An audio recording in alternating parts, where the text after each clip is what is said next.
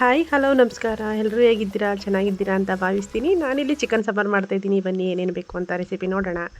ನಾನಿಲ್ಲಿ 2 ಗೆಡ್ಡೆ ಬೆಳ್ಳುಳ್ಳಿ, ಒಂದು ಅರ್ಧ ಇಂಚು ಶುಂಠಿ ತೊಗೊಂಡಿದ್ದೀನಿ. ಹಾಗೆ ಒಂದು ಸ್ವಲ್ಪ ಕೊತ್ತಂಬರಿ ಸೊಪ್ಪು ತೊಗೊಂಡಿದ್ದೀನಿ.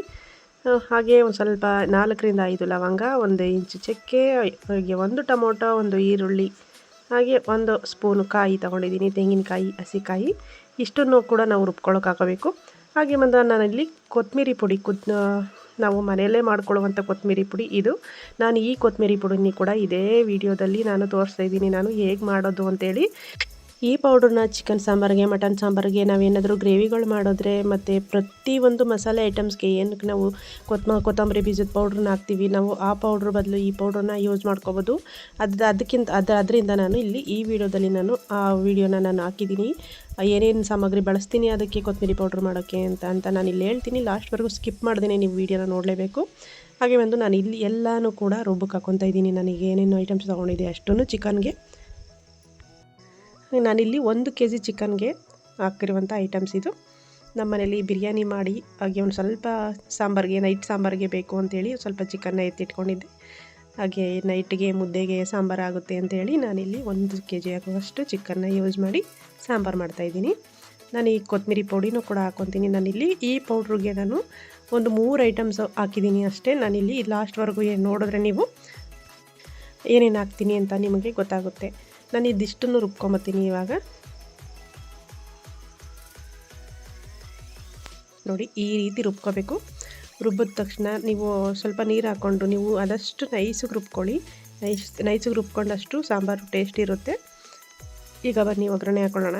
ನಾನಿಲ್ಲಿ 1-2ರಿಂದ 3 ಸ್ಪೂನು ಆಯಿಲ್ ಹಾಕ್ಕೊಂಡಿದ್ದೀನಿ. ಈ ಹಿಂದೆ ವಿಡಿಯೋದಲ್ಲಿ ನಾನು ಕೊತ್ತಂಬರಿ ಪೌಡ್ರ್ ಮಾಡೋದು ಹೇಗೆ ಅಂತ ಹಾಕ್ತೀನಿ ಅಂತ ಹೇಳಿದ್ದೆ. ಆದರೆ ಸ್ವಲ್ಪ ಲೇಟ್ ಆಯಿತು.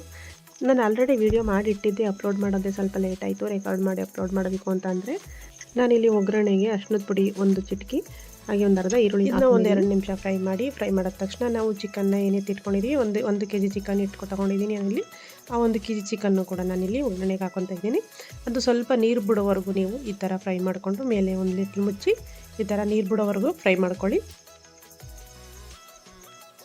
ನೀವು ಈ ಸಮಯದಲ್ಲೇ ಸ್ವಲ್ಪ ನಿಮಗೆ ರುಚಿಗೆ ಎಷ್ಟು ಬೇಕೋ ಅಷ್ಟು ರುಚಿಗೆ ತಕ್ಕಷ್ಟು ಉಪ್ಪು ಹಾಕ್ಕೊಳ್ಳಿ.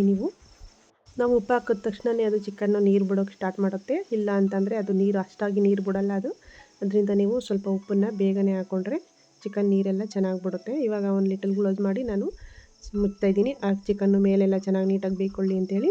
ನಾನು ಇವಾಗ ಇಟ್ಕೊಂಡಿದ್ದಂಥ ಮಸಾಲೆನ ನಾನು ಇವಾಗ ಚಿಕನ್ಗೆ ಸೇರಿಸ್ತಾ ಇದ್ದೀನಿ. ಚಿಕನ್ಗೆ ಸೇರಿಸಿ ನಿಮಗೆ ಎಷ್ಟು ಸಾಂಬಾರು ಬೇಕೋ ಅಷ್ಟು ಅಳತೆಯಲ್ಲಿ ನೀವು ಜಾರಿಗೆ ನೀರು ಹಾಕ್ಕೊಂಡು, ಇದು ಫಾರಮ್ ಕೋಳಿ ಆಗಿರೋದ್ರಿಂದ ನೀವು ಆದಷ್ಟು ಸ್ವಲ್ಪ ಗಟ್ಟಿಗೆ ಮಾಡಿಕೊಂಡ್ರೆ ರುಚಿಯಾಗಿರುತ್ತೆ. ಜಾಸ್ತಿ ತೆಳು ಮಾಡ್ಕೊಬೇಡಿ. ನಾಟಿ ಕೋಳಿ ಸಾಂಬಾರಿಗಾದರೆ ಸ್ವಲ್ಪ ತೆಳುವಾಗಿ ಮಾಡಿಕೊಂಡ್ರೆ ಟೇಸ್ಟ್ ಇರುತ್ತೆ. ಇದು ಫಾರಮ್ ಕೋಳಿ ಆಗಿರೋದ್ರಿಂದ ಮೀಡಿಯಮ್ ಆಗಿರಬೇಕು ಸಾಂಬಾರು, ಆವಾಗಲೇ ರುಚಿ ಸಿಗೋತಿದ್ದು. ನೋಡಿ ಈ ರೀತಿ ಸಾಂಬಾರು ರೆಡಿಯಾಗುತ್ತೆ. ಈ ಸಾಂಬಾರನ್ನ ನೀವು ಆದಷ್ಟು ಬೇಗನೆ ಮಾಡ್ಕೋಬೋದು. ಅದಕ್ಕೆ 4-5 ಐಟಮ್ಸು ಚಕ್ಕೆ, ಲವಂಗ, ಶುಂಠಿ, ಕೊತ್ತಂಬರಿ ಸೊಪ್ಪು, ಈರುಳ್ಳಿ, ಬೆಳ್ಳುಳ್ಳಿ ಅಷ್ಟು ಹಾಕ್ಕೊಂಡು ಈ ಪೌಡ್ರನ್ನ ಹಾಕ್ಕೊಬಿಟ್ರೆ ನೀವು ಮಸಾಲೆ ಪೌಡ್ರನ್ನ ಅಂಗಡಿಯಿಂದ ತಂದು ಮಾಡುವಷ್ಟು ಪೇಷನ್ಸ್ ಇಲ್ಲದೆ ಇದ್ದಾಗ, ಅಕಸ್ಮಾತ್ ಮನೇಲಿ ಪೌಡ್ರ್ ಇಲ್ಲದೆ ಇದ್ದಾಗ ನೀವು 6 ತಿಂಗಳು ವರ್ಷನ ನೀವು ಸ್ಟೋರೇಜ್ ಮಾಡಿ ಇಟ್ಕೊಬೋದು. ನಾವು ಈ ಪೌಡ್ರನ್ನ ನಾನು ತೋರಿಸ್ತಾ ಇದ್ದೀನಿ. ಇದೇ ವಿಡಿಯೋದಲ್ಲಿ ನಾನು ಹಾಕಿದ್ದೀನಿ ಆ ಪೌಡ್ರನ್ನ. ದಯವಿಟ್ಟು ಲಾಸ್ಟ್ವರೆಗೂ ನೋಡಿ. ಬನ್ನಿ ಇವಾಗ ಆ ಪೌಡ್ರನ್ನ ಹೇಗೆ ಮಾಡೋದು ಅಂತ ನೋಡೋಣ. ನಾನಿಲ್ಲಿ 1 kg ಕೊತ್ತಂಬರಿ ಕಾಳು ತೊಗೊಂಡಿದ್ದೀನಿ. ನಾನಿಲ್ಲಿ ಕೊತ್ತಂಬರಿ ಕಾಳು, ಹಾಗೆ ನಾನಿಲ್ಲಿ ಕಡಲೆಕಾಳನ್ನ 1/4 kg ತೊಗೊಂಡಿದ್ದೀನಿ. 1 kg ಕೊತ್ತಂಬರಿಗೆ ಕಡಲೆಕಾಳು 1/4 kg, ಹಾಗೆ ಒಂದು 100 ಗ್ರಾಮು ಆಗುವಷ್ಟು ಕೊಂಬು ಅರಿಶಿನ ತೊಗೊಂಡಿದ್ದೀನಿ.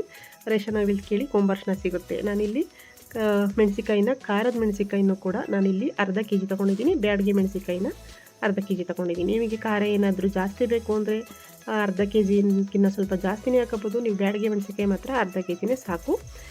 ಹಾಗೆ ನೀವು ಖಾರ ಜಾಸ್ತಿ ತಿನ್ನಲ್ಲ ಅಂತ ಅನ್ನೋದು 1/4 kg ಮೆಣಸಿಕಾಯಿ ಹಾಕೊಂಡ್ರೂ ಸಾಕಾಗುತ್ತೆ. ಬನ್ನಿ ಇವಾಗ ಇದನ್ನು ಸ್ವಲ್ಪನೇ ಹಾಕ್ಕೊಂಡು ಸ್ವಲ್ಪ ಹುರ್ಕೊಳ್ಳೋಣ.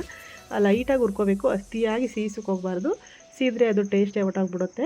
ಈ ಥರ ಲೈಟಾಗಿ ಸ್ವಲ್ಪ ಮೀಡಿಯಮ್ ಉರಿಲೇ ಹಾಕ್ಕೊಂಡು ಲೈಟಾಗಿ ಹುರ್ಕೊಳ್ಳಿ. 1 kg ಕೊತ್ತಂಬರಿಲಿ ನಾನಿಲ್ಲಿ 3 ಸಲ ಹುರ್ಕೊತೀನಿ. ನಾನಿವಾಗ ಒಂದು ಸಲ ಹುರಿದಾಗಿದೆ ನೋಡಿ. ಈ ರೀತಿ ಜಾಸ್ತಿ ಏನು ಹುರಿಯೋದು ಬೇಡ, ಈ ರೀತಿ ಹುರ್ಕೊಂಡ್ರೆ ಸಾಕು. ಸ್ವಲ್ಪ ಲೈಟಾಗಿ ಕಲರ್ ಬಂದಿದೆ ಅನ್ನುವಷ್ಟು ಸಾಕಾಗುತ್ತೆ. ನಾನು ಇದೇ ಮಿಕ್ಕದ್ದೆಲ್ಲನೂ ಇದೇ ಥರ ಹುರ್ಕೊಂಡು ಹಾಕ್ಕೊತೀನಿ ನಾನಿಲ್ಲಿ. ಹಾಗೆ ಒಂದು ನಾನು ಕೊತ್ತಂಬರಿ ಹುರಿದಾಗಿದೆ. ಇವಾಗ ಕಡಲೆಕಾಳನ್ನು ಹುರ್ಕೊತಾ ಇದ್ದೀನಿ. ನಾನಿಲ್ಲಿ ಕಡಲೆಕಾಳು, ಡ್ರೈ ಕಡಲೆಕಾಳು ಸಿಗುತ್ತಲ್ಲ ರೇಷನ್ ಅಂಗಡಿಯಲ್ಲಿ, ಆ ಕಡಲೆಕಾಳನ್ನು ನಾನಿಲ್ಲಿ 1/4 kg ತೊಗೊಂಡಿದ್ದೀನಿ. 1 kg ಕೊತ್ತಂಬರಿಗೆ 1/4 kg ಕಡಲೆಕಾಳು ತೊಗೊಂಡಿದ್ದೀನಿ. ನಿಮಗೆ ಅಳತೆ ಗೊತ್ತಾಗಿಲ್ಲ ಅಂತಂದರೆ ಡಿಸ್ಕ್ರಿಪ್ಷನಲ್ಲಿ ನಾನಿಲ್ಲಿ ಮೆನ್ಷನ್ ಮಾಡಿರ್ತೀನಿ. ಬೇಕಾದರೆ ಅಲ್ಲೊಂದು ಸಲ ಹೋಗಿ ನೋಡಿಕೊಂಡು ನೀವು ಪೌಡ್ರಿಗೆ ಏನೇನು ಬೇಕು ಅದನ್ನು ತೊಗೋಬೋದು. ನೋಡಿ, ಕಡಲೆಕಾಳನ್ನು ಕೂಡ ಈ ರೀತಿ ಹುರ್ಕೋಬೇಕು. ಇಷ್ಟು ಲೈಟಾಗಿ ಹುರ್ಕೊಂಡ್ರೆ ಸಾಕು. ಅದು ಪಾತ್ರೆ ತಿಕ್ಕಾಗಿದ್ದರೆ ಸ್ವಲ್ಪ ಕಾಳು ಕೂಡ ಎಲ್ಲ ಚೆನ್ನಾಗಿ ಓಪನ್ ಆಗುತ್ತೆ. ಇದು ನನಗೆ ಪಾತ್ರೆ ಸಿಲ್ವರ್ ಪಾತ್ರೆ ತಿಕ್ಕಾಗಿರಲಿಲ್ಲ, ಅದರಿಂದ ಅದು ಓಪನ್ ಆಗಿಲ್ಲ. ಇವಾಗ ಮೆಣಸಿಕಾಯಿನ ಕೂಡ ಹುರ್ಕೋತೀನಿ. ನನಗಿಲ್ಲಿ ಮೆಣಸಿಕಾಯಿನ ಘಾಟ ಆಗಲ್ಲ, ನನಗೆ ಡಸ್ಟ್ ಅಲರ್ಜಿ ಇದೆ. ಅದರಿಂದ ನಾನು ಇಲ್ಲಿ ಮಾಸ್ಕ್ನ ಬಳಸ್ಕೊತಾ ಇದ್ದೀನಿ. ಯೂಸ್ ಅಂಡ್ ಥ್ರೋ ಮಾಸ್ಕ್ ಹಾಕ್ಕೊಂಡು ನೀವು ಮೆಣಸಿಕಾಯಿನ ಹುರ್ಕೋಬೋದು. ಆವಾಗ ಘಾಟ್ ಸ್ವಲ್ಪನೂ ಬರಲ್ಲ. ಈ ಥರನೇ ನೋಡಿ, ಲೈಟಾಗಿ ಮೆಣಸಿಕಾಯಿನ ಈ ಥರ ಲೈಟಾಗಿ ಹುರ್ಕೊಳ್ಳಿ. ನೀವು ಜಾಸ್ತಿ ಸೀಸಕ್ಕೆ ಹೋಗ್ಬಾರ್ದು. ಏನೋ 1-2 ಸೀದಿದೆ ಅನ್ನುವಷ್ಟರಲ್ಲಿ ನೀವು ಎತ್ತಿ ಹಾಕೋಬೇಕು. ಜಾಸ್ತಿ ಸೀಸಕ್ಕೆ ಹೋಗ್ಬಾರ್ದು. ಈ ಥರ ಎಲ್ಲ ಏನಿಲ್ಲ, ಚೆನ್ನಾಗಿ ಒಣಗಿದ್ರೆ ಹಾಗೆ ಮಿಲ್ ಮಾಡ್ಬೋದು. ಆದರೂ ನಾವು ಲೈಟಾಗಿ ಹುರ್ಕೊಂಡ್ರೆ ಅದು ಟೇಸ್ಟ್ ಚೆನ್ನಾಗಿರುತ್ತೆ ಸಾಂಬಾರಿಗೆ ಅಂತೇಳಿ ಹುರ್ಕೊತೀವಿ. ನೋಡಿ, ಬ್ಯಾಡಗಿ ಮೆಣಸನ್ನು ಕೂಡ ನಾನು ಇದೇ ರೀತಿ ಎಲ್ಲ ಮೆಣಸನ್ನು ಕೂಡ ಹುರ್ಕೊಂಡಿದ್ದೀನಿ.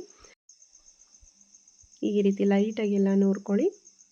ಆನಂತರ ನಾನು ಕೊಂಬರ್ಷ್ಣ ಏನು ತೊಗೊಂಡಿದ್ದೆ, ಆ ಕೊಂಬರ್ಷ್ಣ ನಾನಿಲ್ಲಿ ನಿಮ್ಗೆ ತೋರಿಸ್ಬೇಕು ಅಂತ ಒಂದು 2 ಹಂಗೆ ಇಟ್ಕೊಂಡಿದ್ದೀನಿ. ಇದ್ದದ್ದೆಲ್ಲ ಜಜ್ಕೊಂಡಿದ್ದೆ. ಕೊಂಬರ್ಷ್ಣನೂ ಕೂಡ ನಾನಿಲ್ಲಿ ಹುರ್ಕೊಂಡಿದ್ದೀನಿ ಅದೇ ಥರ ಲೈಟಾಗಿ. ನಾನಿಲ್ಲಿ ಕಡಲೆಕಾಳು, ಕೊತ್ತಂಬರಿ ಬೀಜನ ಎರಡನ್ನೂ ಜೊತೆಲೇ ಹಾಕ್ಕೊಂಡಿದ್ದೀನಿ. ಹಾಗೆ ನಾನಿಲ್ಲಿ ಮೆಣಸಿಕಾಯಿನೂ ಕೂಡ ಎಲ್ಲನೂ ಅರ್ಧ ಪೀಸ್ ಮಾಡಾಕ್ತಿದ್ದೀನಿ. ಯಾಕಂದರೆ ಪೂರ್ತಿ ಹಂಗೆ ಹಾಕ್ಬಿಟ್ರೆ ಅದು ಮಿಲ್ಲಲ್ಲಿ ತಗೊಳ್ಳಲ್ಲ ಅಂತ ಅವರು ಹೇಳ್ತಾರೆ. ಅದರಿಂದ ನಾನಿಲ್ಲಿ ಅರ್ಧ ಪೀಸ್ ಮಾಡಿ ಹಾಕ್ತಾಯಿದ್ದೀನಿ. ನೀವು ಅಕಸ್ಮಾತ್ ಏನಾದ್ರು ಪೀಸ್ ಮಾಡೋಕ್ಕೆಲ್ಲ ಕೈ ಉರಿ ಬರುತ್ತೆ ಅಂತ ಹೇಳಿದ್ರೆ ನೀವು ಗ್ಲೌಸ್ ಹಾಕ್ಕೊಂಡು ಕೈಗೆ ಈ ಥರ ಪೀಸ್ ಮಾಡ್ಬೋದು. ಹಂಗೂ ಬೇಡ ಅಂತ ಹೇಳಿದ್ರೆ ನೀವು ಒಂದು ಮಂದಾಗಿರೋದು ಒಂದು ಕವರ್ಗೆ ಹಾಕ್ಕೊಂಡು ನಾವು ಮುದ್ದೆ ಮಾಡೋ ದೊಣ್ಣೆ ಇರುತ್ತಲ್ಲ, ಆ ದೊಣ್ಣೆಯಿಂದ ನೀವು ಜಜ್ಜಿದ್ರೆ ಆರಾಮಾಗಿ ಅದೆಲ್ಲ ನೀಟಾಗಿ ಪುಡಿ ಆಗುತ್ತೆ. ಅದನ್ನು ಹಾಕ್ಕೋಬೋದು. ನಾವು ಈಗಾಗಲೇ ಏನು ಹುರ್ಕೊಂಡಿದ್ವೋ ನಾನು ಕೊಂಬರ್ಷ್ಣನೂ ಕೂಡ ಹಾಗೆ ಹಾಕ್ಕೊಂಡು ನಾನಿಲ್ಲಿ ಜಜ್ಕೊತೀನಿ. ಜಜ್ಜಿ ಹಾಕ್ಕೋಬೇಕು ನೀವು ಎಲ್ಲ. ಹಂಗೆ ಹಾಕಿದ್ರೆ ಅದು ಮಿಲ್ಲಲ್ಲೆಲ್ಲ ಒಂದೇ ತಾವು ಕೂತ್ಕೊಬಿಟ್ರೆ ಅದು ತುಂಬ ಹಿಂಸೆ ಆಗುತ್ತೆ. ಅದಕ್ಕೆ ನಾವು ಮತ್ತೆ ಜರಡಿ ಹಿಡಿಬೇಕಾದ್ರೆ ಎಲ್ಲ ನೀಟಾಗಿ ಕೂತ್ಕೊಳ್ಳಲ್ಲ. ಅದರಿಂದ ನೀವು ಈ ಥರ ಜಜ್ಜಿ ಚೆನ್ನಾಗಿ ಹಾಕ್ಕೊಂಡ್ರೆ ಒಳ್ಳೆಯದು. ನಾನು ಹಾಗೆ ಒಂದು ಮಿಕ್ಸ್ ಕೊಡ್ತೀನಿ. ಅದಕ್ಕೆ ಚೆನ್ನಾಗಿ ಒಂದು ಮಿಕ್ಸ್ ಕೊಟ್ಟು ಆದಮೇಲೆ ನಾವು ಇದನ್ನು ಮಿಲ್ಲಿಗೆ ಕಳಿಸ್ಬೇಕು. ನೀವು ಹುರಿದ್ಬಿಟ್ಟು ನಾಳೆ ಕೊಡ್ತೀನಿ ನಾಳಿದ್ದು ಕೊಡ್ತೀನಿ ಅಂದರೆ ಅದು ಪೌಡ್ರು ಸರಿ ಬರಲ್ಲ. ಅದರಿಂದ ನೀವು ಏನದನ್ನು ಹುರಿದಿರ್ತೀರ, ಒಣಗಿಸೋ ದಿವಸನೇ ನೀವು ಅದನ್ನು ಪುಡಿ ಮಾಡೋಕ್ಕೆ ಹುರಿದು ಕೊಟ್ಟು ಕಳಿಸ್ಬೇಕಾಗುತ್ತೆ ನೀವು ಮಿಲ್ಲಿಗೆ. ನೋಡಿ, ಇವಾಗ ಎಷ್ಟು ಚೆನ್ನಾಗಿ ಪುಡಿ ಎಷ್ಟು ಚೆನ್ನಾಗಿ ನೈಸಾಗಿದೆ. ಅಲ್ಲೇ ಹುರಿದು ಅಲ್ಲೇ ಕೊಟ್ಟು ಕಳಿಸಿದ್ರೆ ಈ ಥರ ನೈಸಾಗಿ ಪುಡಿ ಆಗುತ್ತೆ. ನೋಡಿ, ಇಷ್ಟು ಚೆನ್ನಾಗಿ. ನೀವು ಅಕಸ್ಮಾತ್ ಇದನ್ನು ನೀವು ಸೌಟಲ್ಲಿ ತಿರುಗಿಸ್ಕೊಳ್ಳೋಕ್ಕಾಗಲ್ಲ, ಬೇಡ ಅಂದರೆ ಅಷ್ಟೊಂದು ಮಿಕ್ಸ್ ಆಗೋಲ್ಲ ಸೌಟಲ್ಲಿ. ನಾವು ಈ ಥರ ಅಲ್ಲೆಲ್ಲಿ ತಿರುಗಿಸ್ಕೊಂಡಾಗ ನೀವು ಸ್ವಲ್ಪ ಜರಡಿ ಹಿಡ್ಕೊಂಡ್ರೆ ನೀವು ಒಂದು ಸಲ ಇಲ್ಲದೆ 2 ಸಲ ಬೇಕಾದರೆ ಜರಡಿ ಹಿಡ್ಕೊಳ್ಳಿ. ಜರಡಿ ಹಿಡ್ಕೊಂಡಾದ ತಕ್ಷಣ ಎಲ್ಲ ಮಿಕ್ಸ್ ಆಗುತ್ತೆ. ಅದು ಮೆಣಸಿಕಾಯಿ ಎಲ್ಲ ಮೇಲೆ ಕೂತಿರುತ್ತೆ, ಕೊತ್ತಂಬರಿ ಎಲ್ಲ ಕೆಳಗೆ ಹೊರಟೋಗಿರುತ್ತೆ. ಅದೇನು ಮಾಡುತ್ತೆ, ಕೊತ್ತಂಬರಿ ಒಂದು ಸೈಡು, ಮೆಣಸಿಕಾಯಿ ಒಂದು ಸೈಡ್ ಆಗಿಬಿಟ್ಟಿರುತ್ತೆ. ಅದರಿಂದ ನೀವು ಜರಡಿ ಹಿಡ್ಕೊಂಡ್ರೆ ಒಳ್ಳೆಯದು. ನಾನು ಇಲ್ಲಿ ಸ್ಟೋರೇಜ್ ಮಾಡಿ ಇಟ್ಕೊತೀನಿ. ಈ ಥರದ್ದೊಂದು 2-2.5 ಬಾಕ್ಸ್ ಆಯಿತು ನನಗೆ. ಈ ಥರ ಸ್ಟೋರೇಜ್ ಮಾಡಿ ಇಟ್ಕೊಂಡ್ರೆ ನೀವು 6 ತಿಂಗಳು ಅಲ್ಲ, ವರ್ಷ ಬೇಕಾದರೂ 1.5 ವರ್ಷ ಬೇಕಾದರೂ ಈ ಥರ ಪೌಡ್ರನ್ನ ಸ್ಟೋರೇಜ್ ಮಾಡಿ ಇಟ್ಕೋಬೋದು. ನಮಗೆ ಚಿಕನ್ ಸಾಂಬಾರು, ಮಟನ್ ಸಾಂಬಾರಿಗೆ ಅಂಗಡಿಯಿಂದ ತಂದು ಪೌಡ್ರನ್ನ ಹಾಕೋ ಅವಶ್ಯಕತೆ ಇರಲ್ಲ. ನಾವು ಎಲ್ಲ ಇವಾಗಲೇ ಇದೇ ರೀತಿಯೇ ಮಾಡಿ ಇಟ್ಕೊತೀವಿ. ಅದರಿಂದ ನೀವು ಇದೇ ರೀತಿ ಮಾಡಿ ಇಟ್ಕೊಂಡ್ರೆ ನಿಮಗೂ ಒಳ್ಳೆಯದು ಅಂತ ನಾನು ಈ ವಿಡಿಯೋನ ಹಾಕಿದ್ದೀನಿ. ಈ ವಿಡಿಯೋ ಪೌಡ್ರಿಗೆ ಏನೇನು ಐಟಮ್ಸ್ ಬೇಕೋ ಆ ಐಟಮ್ಸ್ನ ನಾನು ಡಿಸ್ಕ್ರಿಪ್ಷನಲ್ಲಿ ಹಾಕಿರ್ತೀನಿ. ಬೇಕಾದರೆ ಹೋಗಿ ನೋಡಿಕೊಂಡು ಮೆಜರ್ಮೆಂಟಿಗೆ ತೊಗೊಂಡು ಹಾಕ್ಕೊಳ್ಳಿ. ಸ್ಟೋರೇಜ್ ಮಾಡಿ ಇಟ್ಕೊಂಡ್ರೆ ಈ ರೀತಿ ಏರ್ ಟೈಟ್ ಮಾಡಿ ಇಟ್ಕೋಬೇಕು. ಮಾತ್ರ ಏರ್ ಟೈಟ್ ಮಾಡಿ ಇಟ್ಕೊಳ್ಳಿ, ಆರಾಮಾಗಿ ಬಳಸ್ಬೋದು. ಹಾಗೆ ನಾನು ಮಾಡಿರುವಂಥ ಚಿಕನ್ ಸಾಂಬಾರು ಪೌಡ್ರು ಇಷ್ಟ ಆಗಿದೆ ಲೈಕ್ ಮಾಡಿ, ಶೇರ್ ಮಾಡಿ, ಸಬ್ಸ್ಕ್ರೈಬ್ ಮಾಡಿ. Thank you so much.